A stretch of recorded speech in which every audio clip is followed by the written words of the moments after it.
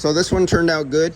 So there was actually power feeding off this wire, white wire with the two little silver dots on it that goes all the way down, and just when he was testing it, didn't quite hit it right and wasn't getting power, and that's all it was. It was just a little oops, and turned out not to be the PCM or any or control module or anything, and it's just a feel coil wrong.